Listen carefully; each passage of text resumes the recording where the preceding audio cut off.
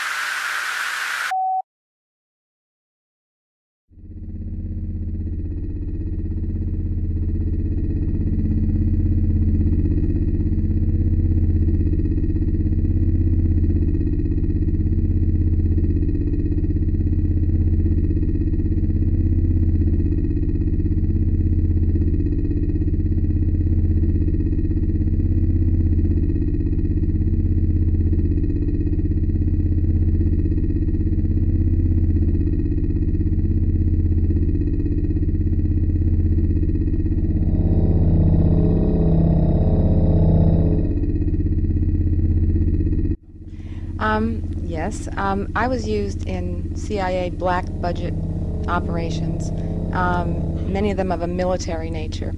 I was a mind control victim in these same black budget operations, and I was used as a propagandist by the CIA to help bring in the New World Order.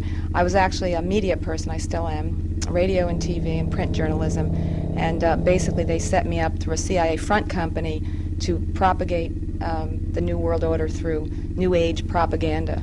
That's about the best way I can say it. And that's a comment I want to make. A lot of this New Age material that we see coming out today, it is an Illuminati ploy to bring in the New World Order.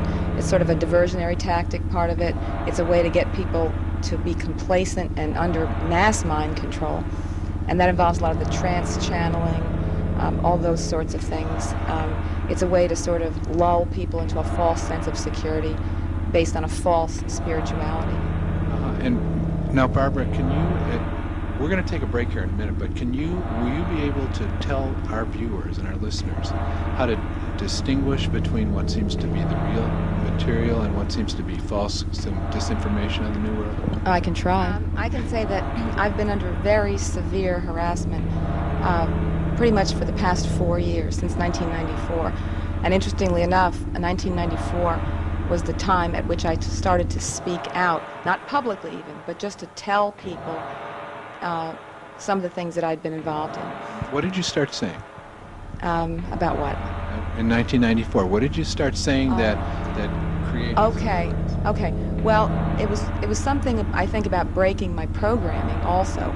But when I broke my programming, which means I started to remember that I had been programmed, that I was leading a double life, in essence, for a number of years, many years. It's when you break your programming, it's very difficult. Now I'm getting a block. See, I'm experiencing the block.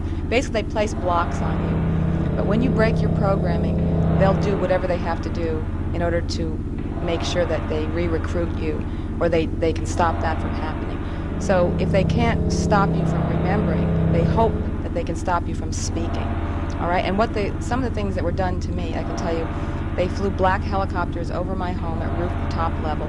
They had surveillance vans sitting across the street from my home, different ones, by the way. There was one there every day, and every night, but they changed frequently. I was followed, I had tails on me a lot. They sent government agents after me posing as somebody else on numerous occasions. I had phone taps. It was like living in a fishbowl. I was also hit with exotic weapons, microwave, pulse weapons, laser weapons, and these are things that can knock you out unconscious. I've been knocked unconscious by these weapons. So your harassment, is it continuing today? Oh, absolutely. It happens every day of my life. Every day of my life I wake up and I wonder what's coming next. The important thing, I think it's important, really important for people to know, is you can't let them intimidate you no matter what they do. So I don't. And I go through a lot of bad stuff, but I still keep talking, and they're not going to shut me up unless they kill me. Okay, good. Is there a possibility of that? Absolutely. I've had death threats. made, not directly to me. I certainly have had them made to my colleagues, people that I was working with, trying to disseminate this information. They've been made to people who were willing to publish my material, my written material, my research on this stuff.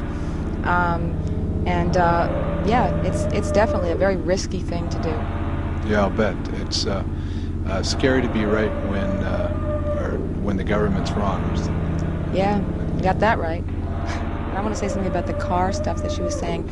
I was spending at one point an average of $100 a week on car repairs. They repeatedly hit my tires, my timing belt, my radiator, my brakes. They cut my brake line. And they don't want us going anywhere. They want to keep us in a state of virtual, like a hostage. I was actually living in a motel for almost 2 years under unofficial house arrest and with no transportation. That's how bad it got, until Ted stepped in and told me to get the hell out of there no matter what it takes. And it took him to break me out of the trance, even thinking that I could get out. Uh-huh. And Ted has been your deprogrammer? No. Ted has been my friend, I would say. And Ted is a person that has helped me out. He has been following my case. He has been documenting my case.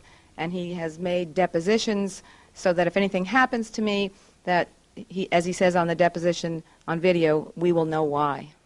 You know, when like I say, I did a lot of intense research. I met so many people who'd been through this trauma-based mind control, as it's called.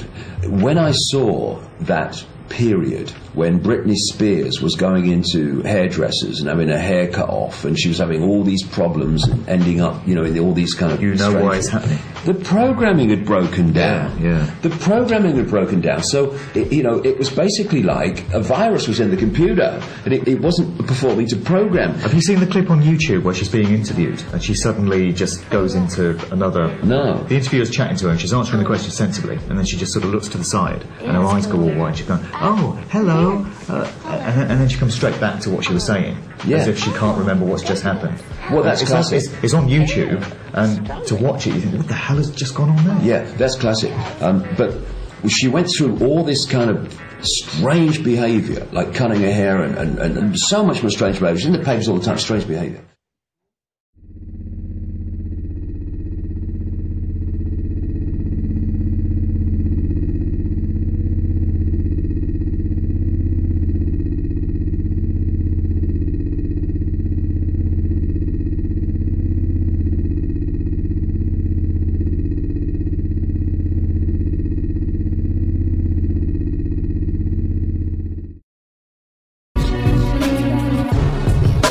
Of others, no one's closest to you. The poison they feed you and the voodoo that they do. But in rebellion, there's a sparkle of truth. Don't just stand there, do what you got to do. No moment to rebel. Everyone can, 'cause your soul you're not selling.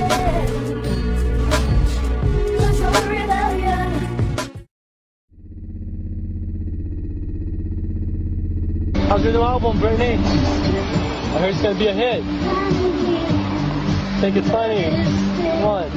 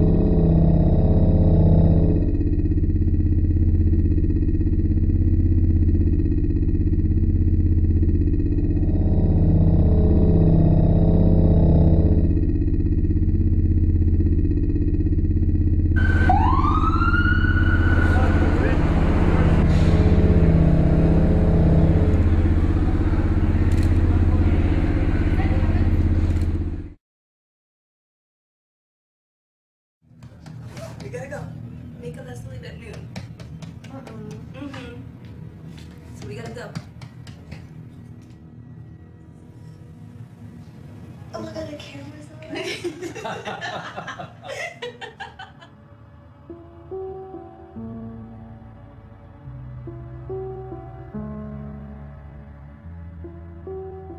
If I wasn't under the restraints that I'm under right now, you know, with all the lawyers and doctors and people analyzing me every day and all that kind of stuff, like if that wasn't there, I'd feel so liberated and feel like myself. Have you been tattooed before? Yeah? I'm kind of stuck in this place and it's like, how do you deal, you know? And you just cope, and that's what I do. I just cope with it every day. And when you tell people that, and when I tell them the way I feel, it's like they hear me, but they really not listening. They're hearing what they want to hear. They're not really listening to what I'm telling them. It's like, it's bad.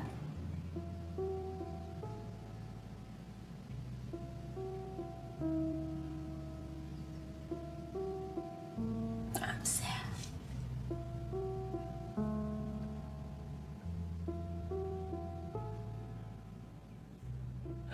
Even when you go to jail, there's always the time that you know that you're gonna get out, you know. Do you feel out of control in your life?